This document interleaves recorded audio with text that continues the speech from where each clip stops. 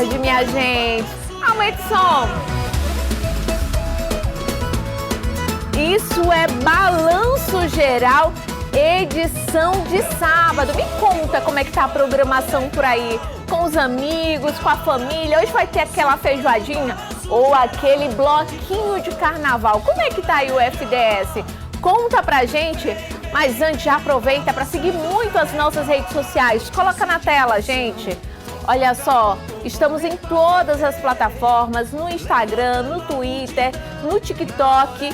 Então já aproveita muito para seguir a gente. Inclusive, pelo nosso canal do YouTube, você consegue nos assistir ao vivo de qualquer lugar do mundo, hein? Aproveitou? Seguiu? Já se inscreveu no canal? Pois pronto, agora vamos de muita informação.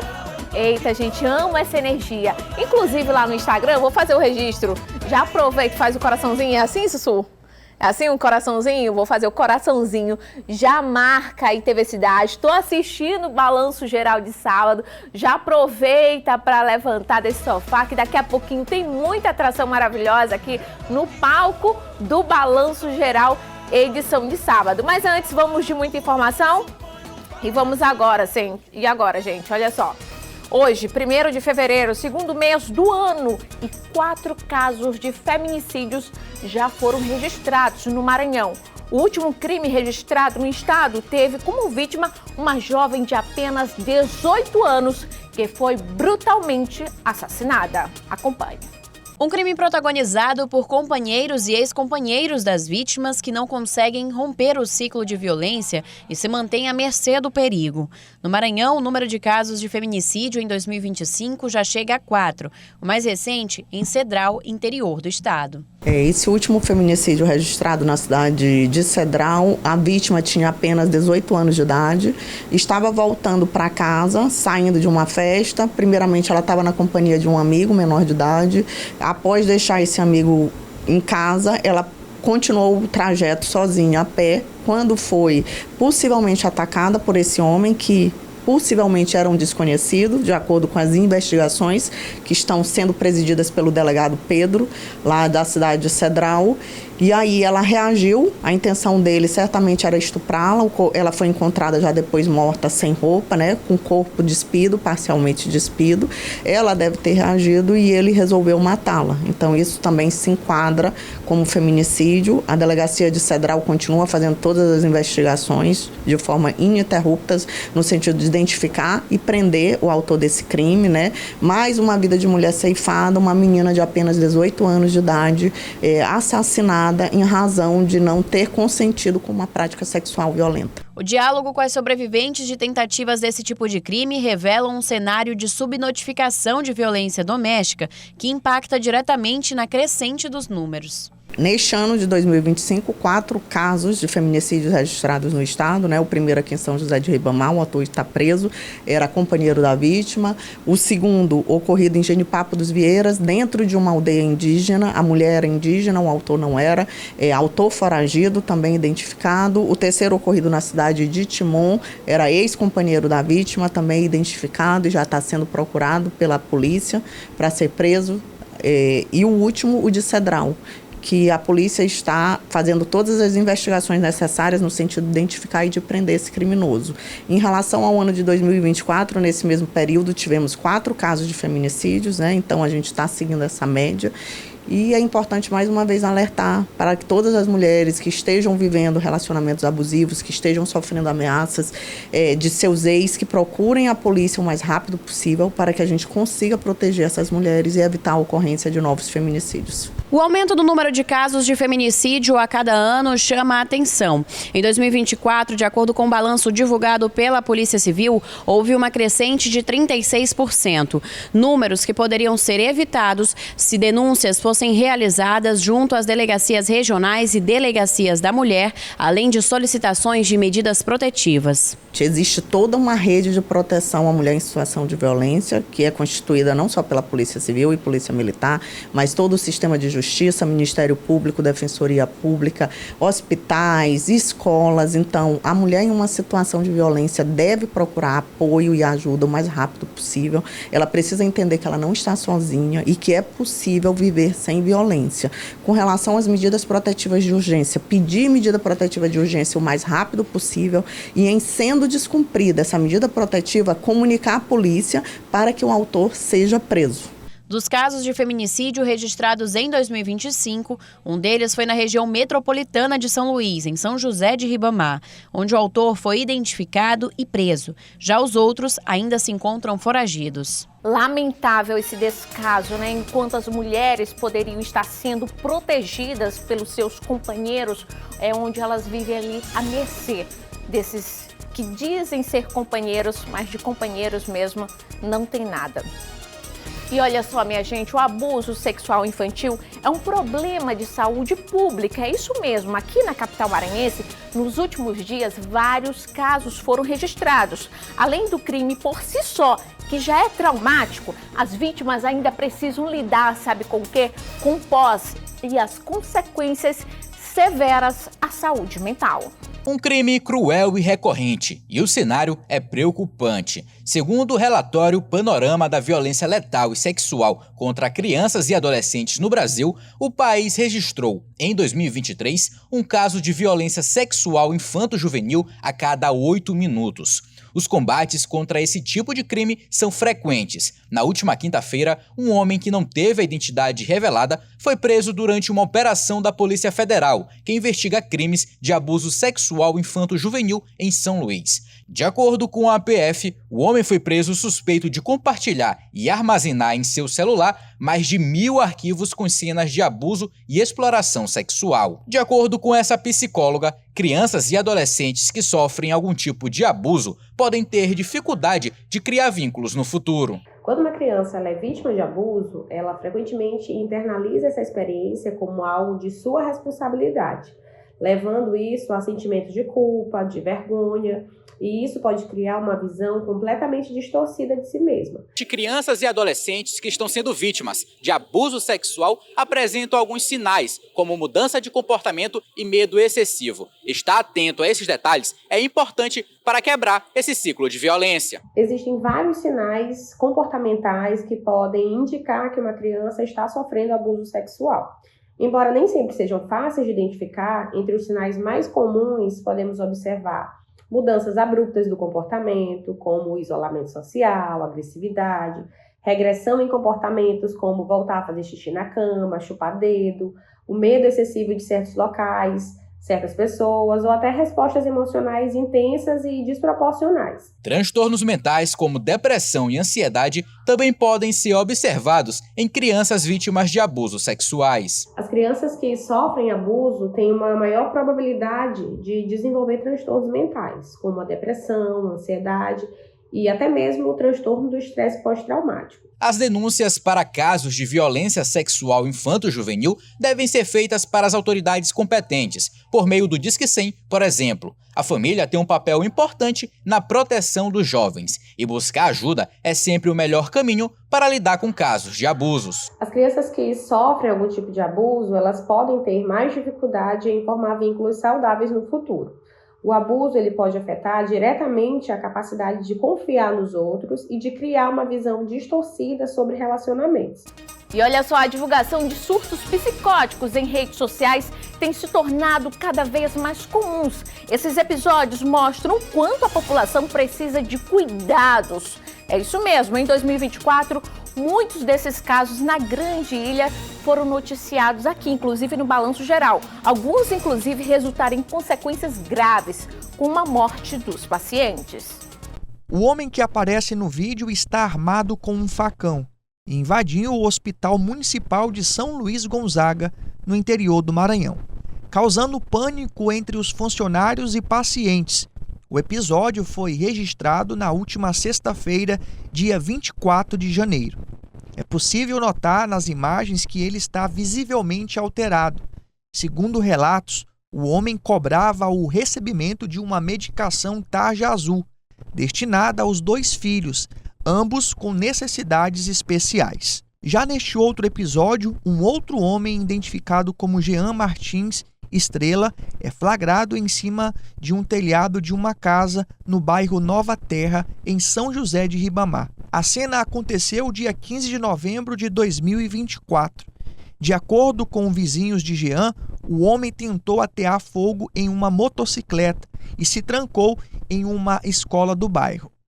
No dia 27 de agosto, também do ano passado, um homem de 35 anos, apontado como Jade Pereira da Cruz, teria tido um surto psicótico. O caso aconteceu no bairro Novo Horizonte, em Passo do Lumiar. Na ocasião, o homem foi capturado, amarrado e morto por populares. De acordo com familiares da vítima, Jade era esquizofrênico. Já no dia 21 de agosto, Kelian Patrick Nascimento Costa, de 29 anos, foi morto durante um surto pela Guarda Municipal de São Luís. O homem, que era paciente psiquiátrico, foi baleado na casa onde morava com a mãe, no bairro Caratatiba, em São Luís. Em nota, a Secretaria Municipal de Segurança com Cidadania afirmou que os guardas municipais foram ameaçados pelo homem com um objeto perfurante, sendo aplicado o uso de arma não letal. Após a continuação das ameaças, foi necessário o uso de força maior para conter o homem. O caso gerou grande repercussão. Os surtos psicóticos podem acontecer de uma maneira repentina, muitas das vezes deixando familiares, amigos e até desconhecidos sem saberem como agir. Casos como esses são cada vez mais frequentes, o que desperta um alerta na população e nas autoridades de como lidar com as situações. Um surto psicótico é uma ruptura temporária com a realidade. Durante esse episódio, a pessoa ela pode apresentar alucinações, como ouvir vozes e ver coisas que não estão ali. E geralmente também sofrem de delírios, ou seja, crenças distorcidas da realidade. Além disso, pode ter desorganização mental, comportamental e dificuldade de se comunicar de forma clara e não confusa. O surto psicótico é uma condição grave que afeta a percepção da realidade. As causas podem ser diversas e complexas, envolvendo fatores genéticos, biológicos, psicológicos e sociais. As causas para um surto psicótico são variadas. Ele pode estar associado a transtornos mentais, como a esquizofrenia, ou transtorno bipolar, mas também pode ser provocado pelo uso de substâncias psicoativas, como drogas e álcool, ou até mesmo condições neurológicas infecciosas. Fatores como estresse extremos, traumas emocionais ou situações de grande pressão podem desencadear um surto psicótico ou até mesmo em pessoas consideradas saudáveis mentalmente. Nesses casos, o organismo pode reagir de maneira descompensada a essas situações. Quando alguém está passando por um surto psicótico, a reação das pessoas ao redor pode influenciar profundamente o desenrolar da situação. Muitas vezes, tentar agir sem um conhecimento adequado pode agravar ainda mais o quadro. Em alguns casos, podem surgir conflitos com pessoas que tentem intervir ou conter a situação de forma inadequada. A pessoa em surto, ela pode interpretar essas ações como ameaças, reagindo de forma agressiva ou se isolando ainda mais. Por isso é preciso você procurar ajuda especializada. Se você notar sinais de um surto psicótico em alguém, procure manter a calma e oferecer apoio sem impor ou forçar nada. Tente garantir a segurança da pessoa e dos demais ao redor, afastando objetos perigosos e chamando ajuda especializada. É importante não invalidar o que a pessoa está sentindo ou verbalizando, buscando conduzi-la a um ambiente tranquilo até que o suporte adequado chegue. O tratamento adequado é fundamental para a recuperação e o bem-estar da pessoa que passa pelo surto. O tratamento psicológico e psiquiátrico é indispensável nesses casos. A psiquiatria entra com o uso de medicações específicas, como antipsicóticos, que ajudam a estabilizar os sintomas e a proteger a saúde mental. Já a psicoterapia contribui para que a pessoa compreenda o que aconteceu, identifique fatores desencadeantes e desenvolva estratégias para enfrentamento, no objetivo de evitar novos episódios no futuro. O acompanhamento de profissionais especializados é essencial para o manejo e para a recuperação plena de quem enfrenta esse tipo de experiência. E olha, de acordo com os dados do boletim Infogripe da Fiocruz, mais uma vez o Maranhão está entre os estados com aumento de casos de síndrome respiratória aguda grave. Acompanhe. O levantamento da Fundação Oswaldo Cruz aciona o sinal de alerta para casos de síndrome respiratória aguda grave, como H1N1 e Covid-19, de acordo com a última semana epidemiológica, referente ao período de 12 a 18 de janeiro. O período chuvoso e a falta de cuidados preventivos contribuem para esse aumento de casos. Realmente está ocorrendo uma crescente no número de casos de síndromes respiratórias no estado, não tanto expressivo em termos de gravidade, né? Nós temos poucos casos ainda, que são as síndromes respiratórias agudas graves. Nós temos em torno de 75 casos e destes 22 casos são de Covid. Isso se dá em função do período chuvoso, né, em que as pessoas começam a ficar mais dentro de casa e também ficar aglomerado, né? Também tem essas duas vertentes, esses dois pontos, porque saem de casa e se relacionam com pessoas que possivelmente estão contaminadas com os vírus respiratórios e fazem essa disseminação.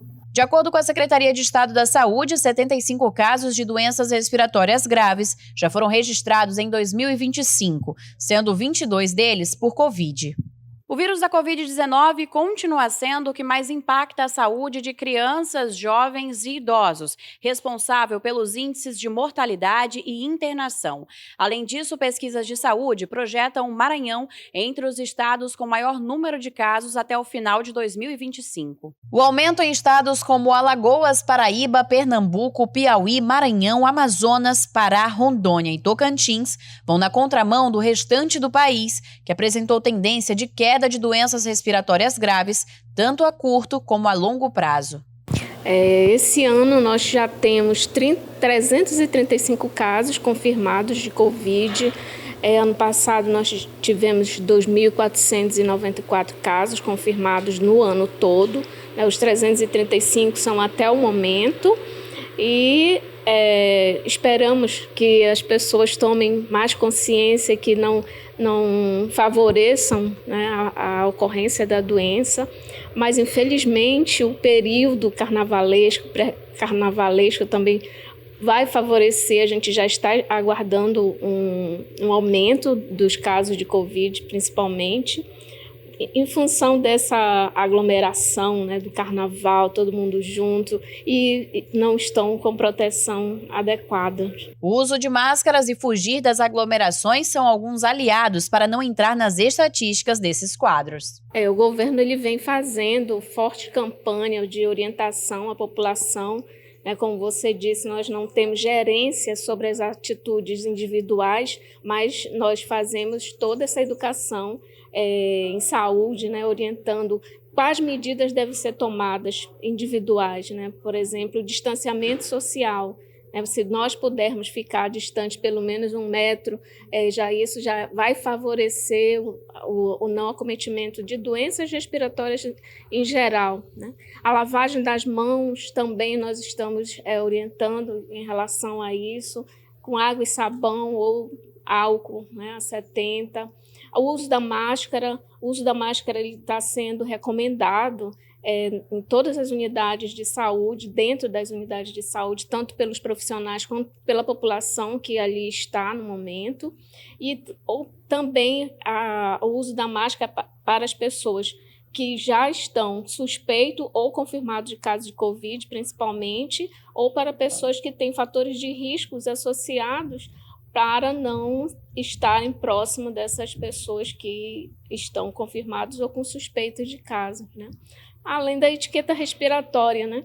Também ao tossir, ao espirrar, nós devemos tomar certos cuidados, ou com o cotovelo, ou com a parte interna do cotovelo, né? Ou com lenços descartáveis, para que a gente não tussa, nem espirre em cima das outras pessoas. E agora, moradores do bairro Parque Atenas entraram em contato com a nossa produção para falar sobre uma cozinha industrial que tem gerado, gente, olha só, transtornos no local. Dentre vários problemas aí na comunidade, está uma água suja que sai do prédio e se espalha pela região toda.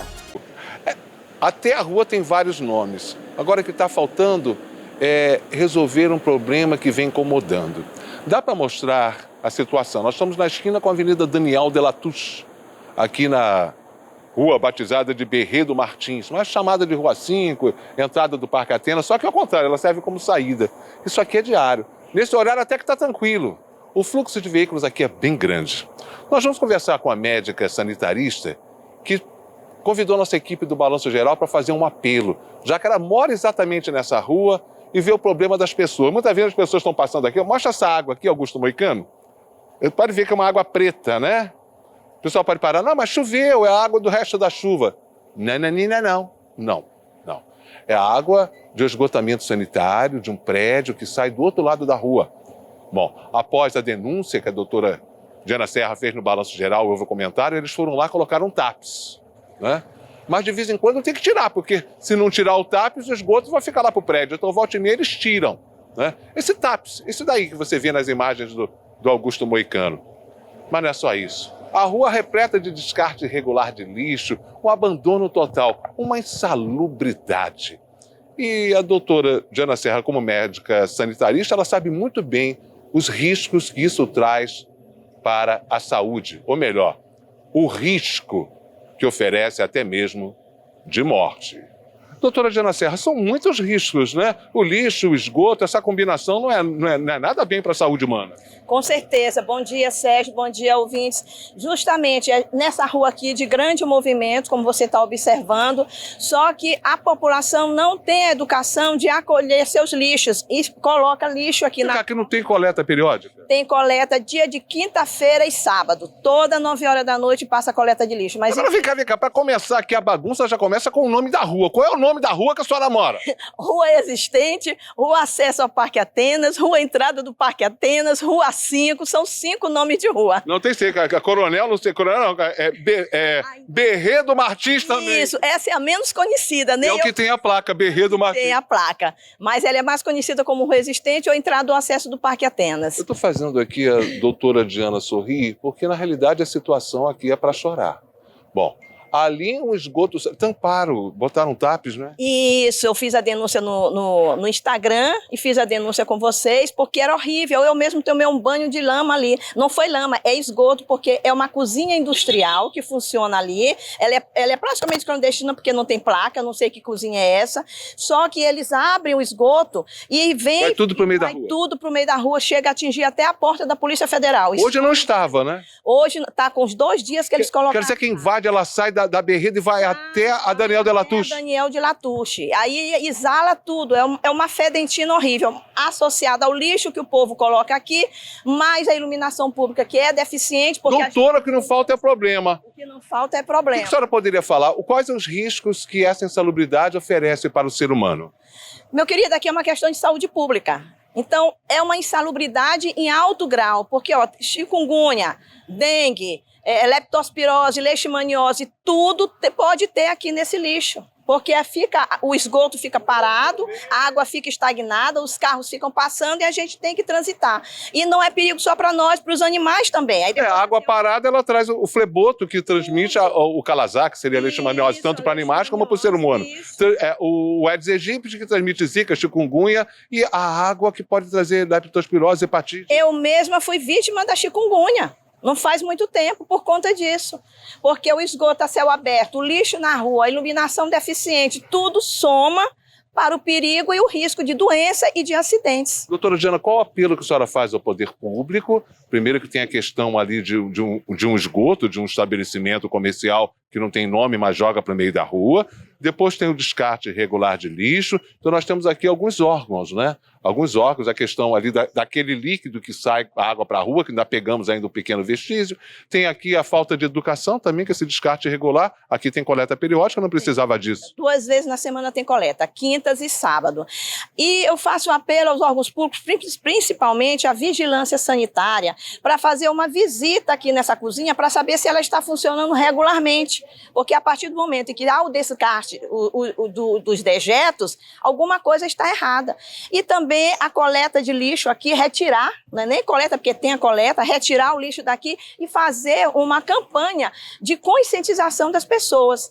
E que a prefeitura também ela possa verificar essa parte da iluminação, porque à noite aqui a iluminação é precária. Porque Então, aí tem o risco de assalto. Risco de assalto. Você já foi assaltado? Eu já fui assaltada na porta da minha casa. Então o que não falta aqui é problema, está faltando é solução. Está faltando é solução. Aqui tem tudo, risco de fiação, fios soltos na calçada, a gente pode correr o risco de cair, de ter um traumatismo craniano, porque a gente tem que dividir a rua com os carros, porque a gente não consegue transitar nas calçadas. As calçadas são todas esburacadas e cheias de lixo.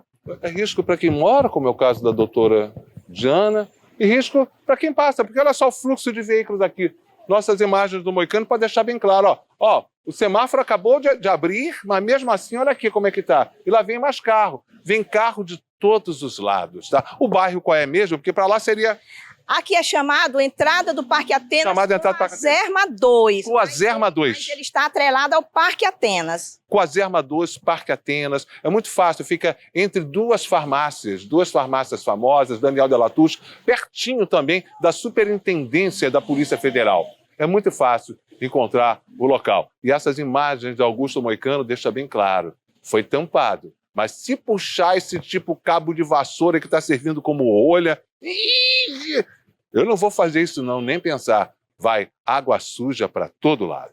Sérgio Fernandes atendendo o apelo da médica sanitarista, que mora aqui e já não aguenta mais, as imagens de Augusto Moicano, mostrando a realidade. É uma das vias públicas mais movimentadas da nossa capital, na lente do Balanço Geral.